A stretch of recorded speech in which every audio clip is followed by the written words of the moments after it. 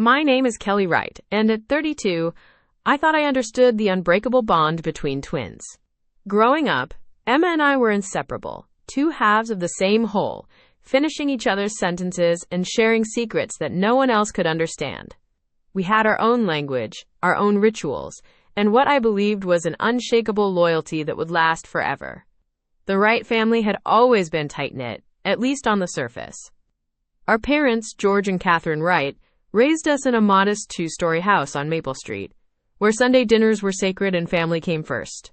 Emma and I shared everything: clothes, friends, dreams, and eventually each other's deepest struggles. When I went through my darkest period 3 years ago, battling addiction and nearly losing everything I had worked for, Emma was the one who held my hand through rehab. She was the one who spoke at family gatherings about my courage, my strength, my inspiring recovery journey. But lately, something had shifted in our family dynamic, and I couldn't quite put my finger on what it was. It started with small things: sideways glances during our monthly family dinners, conversations that seemed to stop abruptly when I entered a room, and an odd that hung in the air like smoke from a fire I couldn't locate. Last month, our neighbor Mrs. Patterson had given me a strange look while I was checking my mail, her usual warm smile replaced by something that felt almost like pity. When I waved, she quickly looked away and hurried back inside her house. The same thing happened with the Johnsons from across the street, and even old Mr. Chen, who usually stopped to chat about his garden, seemed to avoid eye contact entirely. At first, I chalked it up to my imagination. Recovery had taught me that paranoia could be a dangerous companion, and I'd worked hard to distinguish between real concerns and the anxiety that sometimes crept in during stressful periods. But the feeling persisted, growing stronger with each family gathering, each neighborhood encounter, each moment when conversations seemed to shift just slightly when I was around. Emma had been acting differently too, though she was subtle about it. She'd always been the more outgoing twin, the one who made friends easily and kept in touch with everyone from our high school graduating class. But recently, her phone calls had become shorter, her visits less frequent, and when we did spend time together, there was something guarded in her expression that I'd never seen before. During our last coffee date, she'd asked pointed questions about my finances, how I was managing my mortgage, whether I was keeping up with my car payments, if I had any savings left after my treatment costs. At the time, I'd been grateful for her concern, thinking it showed how much she cared about my stability and future. I'd been honest with her, sharing my struggles with rebuilding my credit and the ongoing challenge of managing expenses on a single income while maintaining my sobriety. Now, as I sat in my living room watching the autumn leaves fall outside my window, those conversations took on a different tone in my memory. The way she'd leaned when I mentioned my financial difficulties, the careful way she'd asked follow-up questions, the mental notes she seemed to be taking, it all felt less like sisterly concern and more like something else entirely. The way Emma had been building for weeks, but tonight felt different. Tonight, as I prepared for another family dinner at our parents' house, I couldn't shake the feeling that I was walking into something I wasn't prepared for. The silence from my neighbors had become too consistent to ignore, and the strange energy in my family interactions had reached a point where even my parents seemed to be treating me with a careful distance that felt foreign and unsettling. Something was happening in my carefully rebuilt world, and I had the sinking suspicion that the person I trusted most, my twin sister, my closest confidant, my biggest supporter during my darkest days, might be at the center of it all. The history Emma and I shared ran deeper than most siblings could understand. As twins, we'd navigated every milestone together: first steps, first words, first heartbreaks, and eventually my first stint in rehab. When I'd hit rock bottom 3 years ago, drowning in addiction and poor choices, Emma had been the one to stage the intervention that saved my life. She'd stood in my apartment that cold February morning, tears streaming down her face as she read from a letter she'd written. "Kelly, I can't watch you disappear anymore," she'd said, her voice breaking. "I'm taking you to get help today, and I'll be there every step of the way." And she had been. Every visiting day, every family therapy session, every awkward phone call during my 90-day program, Emma showed up. When I'd graduated from treatment, she'd thrown me a small celebration dinner with our parents, George and Catherine Wright. She'd made my favorite lasagna and bought a cake that read "New Beginnings." During my first year of sobriety, she'd called me every morning at 7 to check in, knowing that the early hours were my most vulnerable time. She'd driven me to AA meetings when my car broke down, and she'd been my emergency contact for everything. The public support had been unwavering too. When some of our old friends had whispered behind my back about my addiction, Emma had shut down every conversation with fierce loyalty. "My sister is the strongest person I know," she'd tell anyone who'd listen. She faced her demons and won. She'd posted supportive messages on social media during my recovery milestones, celebrating my 6-month and 1-year sobriety anniversaries with genuine pride. Our parents had always treated us as a unit, but Emma and I had our own special bond. We developed our own language as children, shared clothes throughout high school, and even attended the same college before choosing different majors. When I'd struggled with my addiction, she'd been the one to explain my situation to extended family members, always framing it with compassion and hope. After my recovery, we'd settled into a comfortable routine: Sunday dinners at our parents' house, weekly coffee dates, and regular text check-ins throughout the week. Emma had been dating David Diaz for 2 years, and I'd grown close to him too. He worked in finance and often gave me practical advice about rebuilding my credit and managing my money responsibly. The 4 of us, Emma, David, our parents, and I, felt like a solid family unit. But over the past few months, subtle changes had begun to emerge. It started with small things that I'd initially dismissed. Emma would arrive late to our coffee dates, claiming work had kept her busy, but she seemed distracted even when she was present. She'd check her phone frequently during our conversations, and sometimes I'd catch her staring at me with an expression I couldn't quite read. The questions about my finances had intensified after I'd confided in her about my struggles. Following my treatment, I'd had to rebuild everything from scratch. My credit score had plummeted during my addiction, and I'd accumulated significant debt that I was slowly paying off. The medical bills from my treatment program had been substantial, even with insurance, and I'd had to take out a personal loan to cover some of the costs. Emma knew all of this because I'd trusted her with every detail. I'd shown her my budget spreadsheets, explained my debt consolidation plan, and even asked for her advice when I'd considered taking a second job to accelerate my payments. She'd seemed supportive and encouraging, offering to help me research better interest rates and suggesting ways to cut expenses. But recently, her interest in my financial situation had felt more invasive than supportive. She'd ask specific questions about my monthly income, my rent payments, and even my grocery budget.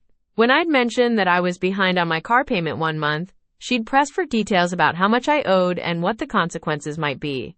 At the time, I'd appreciated what I thought was her concern for my stability. The shift in my neighborhood dynamics had been gradual but unmistakable. Mrs. Anderson, who lived next door and had always been friendly, had started avoiding eye contact when we passed on the sidewalk. The Johnsons across the street, who used to wave and make small talk about the weather, now hurried inside when they saw me coming. Even the mailman, who'd always been chatty, had become strictly professional in our interactions. I'd initially attributed these changes to my own paranoia, or perhaps some unrelated neighborhood drama, but the pattern was too consistent to ignore. People who had previously been warm and welcoming now treated me with a careful distance that felt deliberate and uncomfortable. The breaking point came during a family barbecue at our parents' house last weekend. Emma had arrived with David, and we'd all been sitting on the back porch enjoying the late summer weather. Our father, George, had been grilling burgers while our mother, Catherine, fussed over the side dishes. It should have been a perfect family evening. But I noticed Emma and David exchanging glances throughout the evening. And when I'd excused myself to use the bathroom, I'd overheard part of their conversation through the open window. "She doesn't know yet," Emma had said quietly, "but it's getting harder to keep track of what I've told people." David had responded with something I couldn't quite catch, but his tone had been cautionary. When I'd returned to the porch, both Emma and David had looked up with forced smiles that didn't reach their eyes. The rest of the evening had felt strained, with conversations that seemed to stop abruptly when I approached, and an underlying that made my stomach churn. That night, I'd lain awake replaying every interaction from the past few months, trying to piece together what I might have missed. The neighbors' behavior, Emma's probing questions, the strange energy at family gatherings. It all pointed to something I wasn't ready to accept. The confirmation came 3 days later in the most unexpected way. I'd been struggling with my garbage disposal and had called a local handyman for help. Tom Diaz, who lived 2 streets over and ran a small repair business, had always been reliable and reasonably priced. But when he'd arrived at my house, his demeanor had been completely different from our previous interactions. "Look, Kelly," he'd said after fixing the disposal, his voice uncomfortable and hesitant. I probably shouldn't say anything, but I feel bad about how things have been going for you lately. He'd shifted his weight from foot to foot, clearly struggling with whatever he wanted to tell me. Your sister Emma has been talking to people around the neighborhood about your situation. My blood had run cold. What kind of situation? Tom had looked genuinely pained. About your money problems, your debt, the fact that you're barely keeping up with your bills. She's been telling people that you're not reliable, that you might not be able to maintain your property, that having you in the neighborhood could affect everyone's property values. He'd paused, then added quietly, she's been saying you might have to sell your house soon because you can't afford the payments. The words had hit me like a physical blow. Every detail Tom mentioned was information I'd shared with Emma in confidence. Private struggles I trusted her to keep between us. The financial difficulties, the concerns about my mortgage, the stress about maintaining my home while paying off my treatment debt, all of it had been sacred ground between sisters. She's been doing this for how long? I'd managed to ask. A couple of months, maybe more, Tom had replied. Started around the time you mentioned to her that you were having trouble with your car payment. She's been making it sound like you're on the verge of financial collapse, like you're not stable enough to be a good neighbor. As Tom had packed up his tools and left, I had stood in my kitchen trying to process what I'd just learned. My twin sister, the person who'd saved my life and supported my recovery, had been systematically destroying my reputation in the community where I'd worked so hard to rebuild my life. She'd taken my most vulnerable confessions and weaponized them against me, turning my neighbors into strangers and my safe space into a place of judgment and isolation. The betrayal cut deeper than anything I'd experienced during my addiction. At least then, I'd known I was the one causing the damage. This time, the person I'd trusted most in the world had been working against me from the shadows, using my own honesty and vulnerability as ammunition to undermine everything I'd fought to rebuild. The next morning, I called in sick to work. I couldn't face my colleagues, knowing that my own sister had been painting me as unreliable and financially unstable. Instead, I sat at my kitchen table with a cup of coffee that had gone cold hours ago, staring at my phone and trying to figure out how to confront Emma.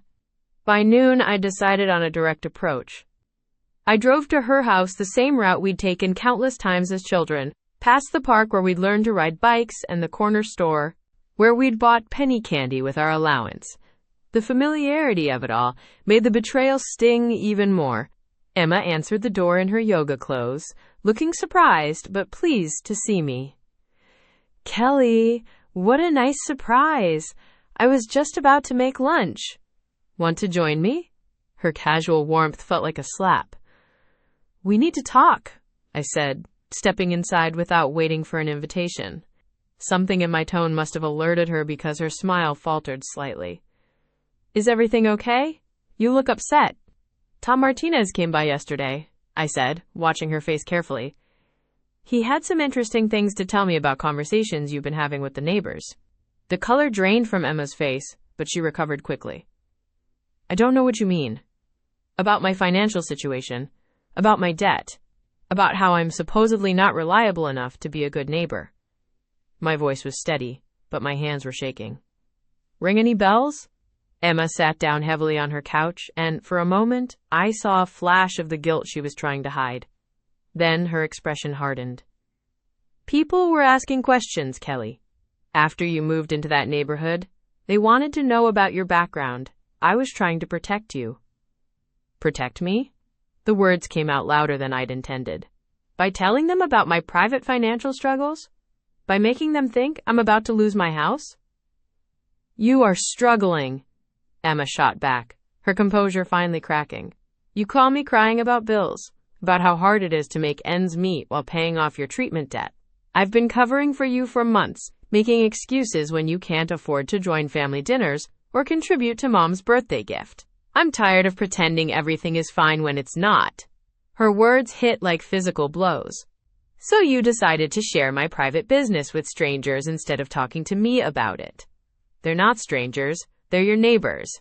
They have a right to know what kind of person is living next to them. Emma's voice had taken on a defensive edge I'd never heard before. You've already put this family through hell once with your addiction. I wasn't going to let you drag down an entire neighborhood too. The cruelty of it took my breath away. You think I'm going to relapse? You think I'm still that person? I think you're one crisis away from falling apart again, Emma said. And the honesty in her voice was more devastating than any lie could have been. I think you're barely holding it together, and I think it's only a matter of time before you can't keep up the facade anymore. I stared at my twin sister, this person who shared my DNA and my childhood memories, and realized I was looking at a stranger. You don't believe in my recovery at all, do you? All those speeches about how proud you were, all that support, it was all Emma's silence was answer enough. I left her house and drove aimlessly for hours, eventually ending up at our older brother David's apartment. David had always been the steady one in our family, the mediator who helped resolve conflicts between Emma and me when we were kids. If anyone could help me make sense of this, it would be him. She said, "What?" David's reaction was immediate and angry when I told him everything. "Kelly, that's not protecting you, that's sabotage." "She thinks I'm going to relapse," I said, accepting the cup of tea he'd made me. "Maybe she's right. Maybe I am barely holding it together." "Stop that right now," David said firmly. "You've been sober for 3 years. You've rebuilt your life from scratch. You own your own home, you have a stable job, you're contributing to the community. Emma's projecting her own fears onto you, and it's not fair. But what if—" "No what ifs," David interrupted. "I've watched you fight for your sobriety every single day. I've seen how hard you work, how much you've sacrificed to get where you are. Emma's wrong, and what she's done is unforgivable." David's unwavering support felt like a lifeline. "What do I do now? How do I fix this with my neighbors?" "We're going to figure this out together," he said. "But first, I think we need to talk to Mom and Dad. They need to know what Emma's been doing." The family meeting that evening was one of the most difficult conversations of my life. Our parents sat in their living room, the same space where we'd held countless family discussions over the years, looking bewildered as David and I explained the situation. "I don't understand," Mom said, looking between David and me. "Emma's always been so protective of Kelly. Why would she do something like this?" "Because she doesn't trust Kelly's recovery," David said bluntly. "She's been waiting for Kelly to fail, and when it didn't happen fast enough, she decided to help it along." Dad, who'd been quiet throughout our explanation, finally spoke up. "Emma's been coming to us for months, expressing concerns about Kelly's stability. She said she was worried about you, that you might be hiding financial problems or struggling more than you were letting on." The pieces clicked into place. "She's been undermining me with you too?" "She asked us not to mention it to you," Mom said quietly. "She said she didn't want to add to your stress, but that we should be prepared in case you needed help." "So you've all been watching me, waiting for me to fall apart?" The betrayal felt complete now, extending beyond Emma to encompass my entire family. "No," David said firmly. "I never believed any of it. I told Emma she was wrong, that she was seeing problems that weren't there, but she was so convincing, so concerned." "She manipulated all of us," Dad said, his voice heavy with realization. "She made us complicit in her sabotage without us even knowing it." The next few days were a blur of difficult conversations and painful revelations. David helped me reach out to other neighbors, and we discovered that Emma's campaign against me had been even more extensive than Tom had initially revealed. She'd approached nearly every household on my street, sharing details about my addiction history, my financial struggles, and her concerns about my stability. Some neighbors, like Tom, had been uncomfortable with the information, but hadn't known how to respond. Others had begun treating me differently without me realizing why. The cool greetings, the lack of invitations to neighborhood gatherings, the subtle distance I'd attributed to my own social anxiety.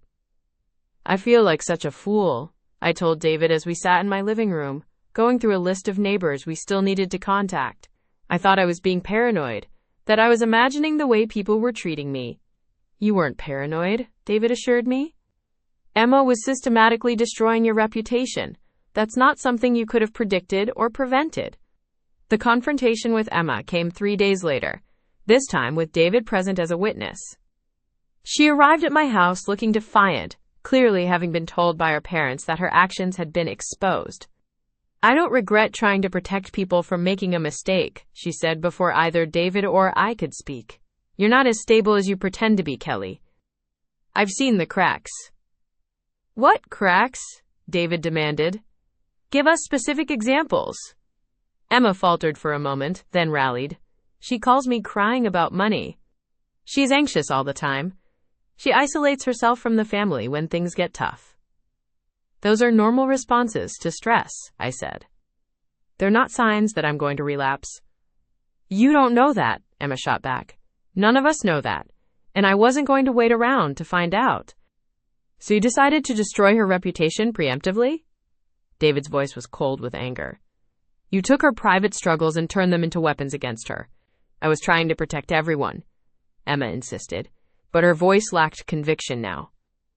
You were trying to control a situation that scared you, I said, finally understanding the root of her betrayal. You were so afraid I might fail that you decided to make sure I would. The truth of it hung in the air between us. Emma's face crumpled, and for a moment I saw my sister again instead of the stranger who'd been working against me. I can't trust you anymore, I said, quietly. I can't have someone in my life who's actively working to undermine everything I've built. Kelly, please. No, I said firmly. You made your choice. Now I'm making mine. Emma left that day, and I began the long process of rebuilding my reputation in the neighborhood. David helped me draft a letter explaining the situation to my neighbors, taking responsibility for any confusion, while making it clear that the information they'd received about my financial situation had been shared without my consent. The responses were mixed but mostly supportive. Tom and several other neighbors apologized for not coming to me directly with their concerns. Others remained distant, and I had to accept that some relationships might never recover. But slowly, gradually, I began to feel like I belonged in my neighborhood again. The isolation lifted, replaced by genuine connections with people who saw me for who I was rather than who Emma had painted me to be. The hardest part was accepting that my relationship with my twin sister might be permanently damaged. We'd shared everything for 28 years, and now there was a chasm between us that felt impossible to bridge.